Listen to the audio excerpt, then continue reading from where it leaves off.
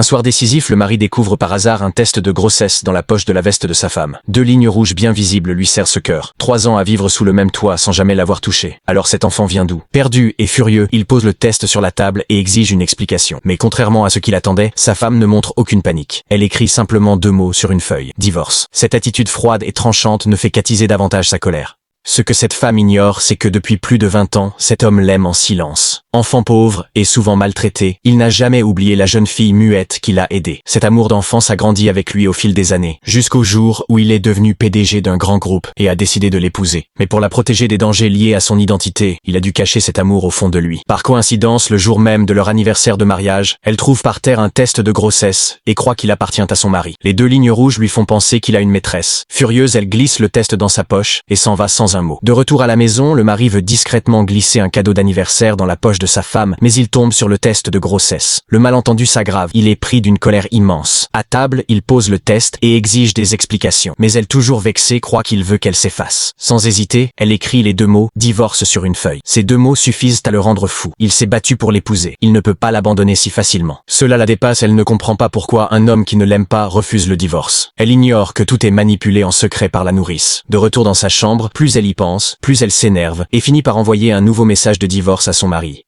Tous deux sont convaincus d'avoir été trahis et s'échangent des reproches violents au téléphone. À force de tension, la jeune fille muette finit par parler et dans la foulée, elle imagine un plan pour se venger de son mari. En tant que hackeuse, elle pénètre aussitôt dans le système de la voiture de son mari en se faisant passer pour une rivale. En entendant son interlocutrice décrire même les zones intimes de sa femme, le PDG est pris d'une rage folle. Ignorant que la hackeuse n'est autre que sa propre épouse, il rentre furieux à la maison, soulève le haut de sa femme et découvre effectivement un grain de beauté rouge. Le lendemain matin, pour découvrir l'identité de la hackeuse, le PDG ordonne à son assistant de créer un logiciel piège. Il suffit que la personne parle avec lui plus d'1 minute et le programme révélera sa position exacte. Le soir, pour piéger la hackeuse, le PDG emmène sa femme à un dîner. Par hasard, il croise une jeune femme rusée secrètement amoureuse de lui. Elle se jette volontairement dans ses bras, ce qui provoque un malentendu. La scène déclenche une vive réaction chez sa femme. Elle se retourne, appelle le PDG en se faisant passer pour une hackeuse et le traite de salaud du début à la fin. Elle l'accuse d'avoir une maîtresse et de refuser de libérer sa propre femme. Puis elle le menace en révélant des secrets de l'entreprise, exigeant un divorce immédiat. Mais elle ignore que les sentiments du PDG pour elle sont si profonds qu'il serait prêt à tout abandonner. À ce moment précis, la durée de l'appel dépasse 1 minute. L'assistant envoie la localisation exacte de la jeune femme au PDG.